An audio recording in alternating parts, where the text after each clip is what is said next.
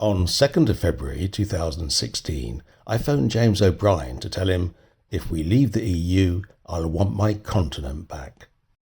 Prime Minister David Cameron had just announced a draft deal to reform Britain's membership of the EU, paving the way for an in-out referendum in June 2016. He outlined the proposed deal to workers at Siemens' factory in Chippenham. None of this is agreed yet. None of the detail is fixed. There's more work to be done. This European Council doesn't meet and discuss and debate all this for a couple of weeks. But I think we have secured some very important changes which go directly to the issues that we raised as a member of the European Union. Is Britain a proud independent country, not part of a superstate? Yes. Are we going to be in a more competitive Europe that helps us create jobs? Yes. Are we dealing with this potential unfairness between Eurozone countries and non-Eurozone countries? Yes. And are we taking the pressure off our immigration system through these welfare changes? Yes, I think we are. Now, as I've said, this is not a done deal yet. There's a lot more work to be done over these next couple of weeks. But I think strong, determined, patient negotiation has achieved a good outcome for Britain. On his LBC radio show, James O'Brien asked, what does Cameron have to do to change your mind on Europe? I was the first caller. John, have you changed your view as a result of this sparkling renegotiation presided over by our wonderful Prime Minister David Cameron? Well, I haven't changed my view, but then my view hopefully is based on what I feel about Europe and also the evidence. And from what I can see, we are coming up with solutions to problems that don't really exist. I mean, why do we want to stop EU migrants coming here who are contributing so much to this country, and especially since we have approximately the same number of British people who go and live across the rest of Europe. So if all those Britons came back home and all the European citizens from the rest of Europe here went home, the population of this country would be about the same as it is now. And what would that achieve? Well, quite a lot, because we would have swapped working people who are paying taxes for, in large part, pensioners who aren't. Well, that's another myth.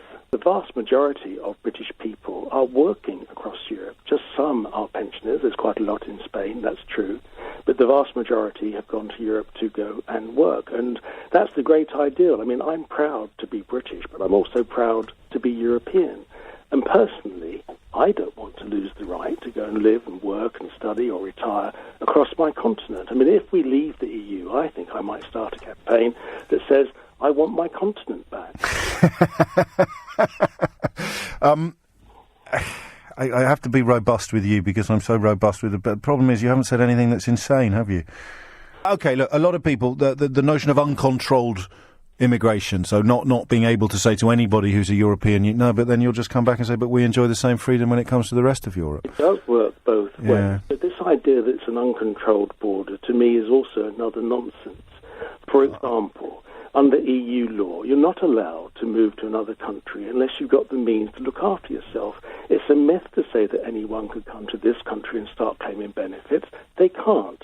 They can only move to another country if they have got enough money to look after themselves. They can't become a burden on the state. And if people come here to look for a job and they're not actually claiming any benefits because they're not allowed to, what's wrong with that? That's great. And also, of course, from all the studies I've seen, EU migrants here are making a massive net contribution to the economy. What is the reasoning for wanting to make it more difficult for them to come here? We go to cafes, we go to different hotels, we're served by people from all over Europe. Isn't that wonderful? I would hate to lose that. But you I mean, and I'm not going to accuse you of this because I think I'm probably guiltier of it than you are. You leave me only with sort of xenophobia and mild racism as the motivation for the Leave campaign, and that can't be fair. That can't be accurate in all of them. There must be more powerful arguments than you and I have managed to find, mustn't there?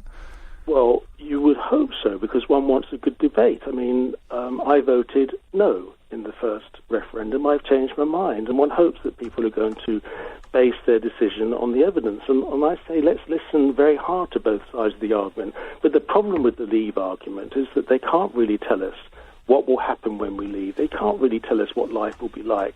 And probably we've known for a number of decades now what it's like to be in the EU. It's got a lot of faults. I'm not blindly supportive of the EU, but my feeling is that staying in as a member we can help to lead the EU rather than leave it. We can help to form it to be better rather than being on the outside. So I feel they're going to have to come up with some better arguments, because people don't generally vote for change. You don't move home if you don't know what the home's going to be. Yeah, this is what I mean by risk averse, and it probably is the overriding feeling. And I mean, it makes a mockery of the whole referendum in a way. It also makes us wonder why we're having it. And the whole national conversation with problems facing the NHS, education, emergency services, everywhere you look, we've got problems. And the conversation in this country until at least June is going to be almost exclusively about this.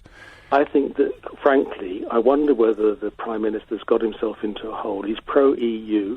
There are huge world issues with terrorism, with countries who are under siege, with huge numbers of refugees, with all sorts of home problems that we've got. And here we are spending our time on a referendum we probably don't need. Yeah, and of course all of those problems you described, to my mind, and I appreciate others may disagree, are problems that the world faces, and the best way to solve them would be to have as much of the world as possible pulling together to achieve it. But of course the word for pulling together is union.